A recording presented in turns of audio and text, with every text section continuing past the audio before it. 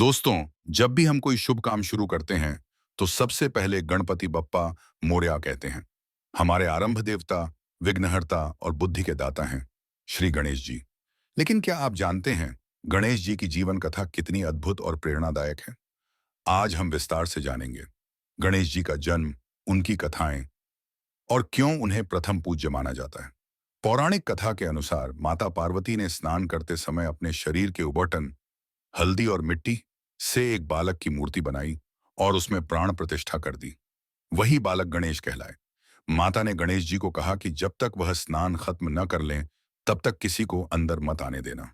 तभी भगवान शिव पधारे। गणेश जी ने उन्हें भी रोक दिया। शिव जी क्रोधित हो उठे और युद्ध हुआ। इस युद्ध में शिव जी ने क्रोधवश गणेश जी का शिरच्छेद कर दिया। माता पार्वती को जब यह पता चला तो उन्होंने दुख और क्रोध से तीनों लोकों को हिला दिया। पार्वती ने विनाश का संकल्प ले लिया। शिव जी ने ब्रह्मा, विष्णु और देवताओं से परामर्श के बाद समाधान निकाला। उन्होंने उत्तर दिशा की ओर पहला जो भी प्राणी मिले, उसका सिर लाने का आदेश दिया। वह प्राणी था गज, हाथी।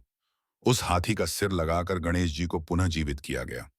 इसी क्षण से गणेश जी गजानन कहलाए, यानी हाथी के मुख वाला बालक।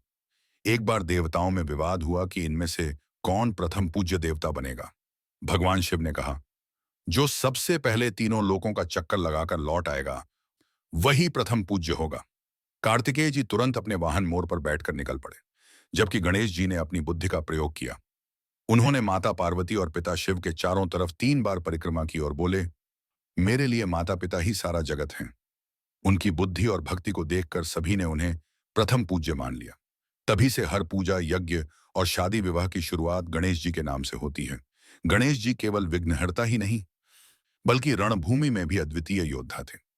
कथा आती है कि जब त्रिपुरासुर नामक असुर 3 लोकों में आतंक मचाने लगा, तब देवताओं ने भगवान गणेश के साथ मिलकर शिव जी को प्रसन्न किया। शिव जी ने त्रिपुरासुर का वध किया। इस विजय में गणेश जी को प्रमुख भूमिका निभाने के लिए विजयकर्ता भी कहा जाता है। इसके अलावा गणेश जी लेखन और ज्ञान के देवता भी हैं। महाभारत की रचना में व्यास जी ने जब गणेश को लेखक बनाया, तो गणेश जी ने शर्त रखी, बिना रुके लिखूंगा, आप भी बिना रुके बोलते रहना। व्यास जी ने भी शर्त रखी कि आप अर्थ समझकर ही लिखना। यही कारण है कि महाभारत जैसी विशाल ग्रंथ आज भी अद्वितीय है। गणेश जी के स्वरूप में गहरी प्रतीकात्मकता छिपी है। हाथी का सिर बुद्धिमत्ता और विवेक का प्रतीक है। बड़ी सूंड सूक्ष्म और स्थूल दोनों को ग्रहण करने की शक्ति दर्शाती है। छोटे नेत्र गहरी दृष्टि और एकाग्रता का संकेत हैं। लंबा पेट संपूर्ण सृष्टि को समेटने की क्षमता बतलाता है। उनका वाहन मूषक यह दर्शाता है कि चाहे प्राणी कितना भी छोटा हो, उसका महत्व उतना ही महान होता है।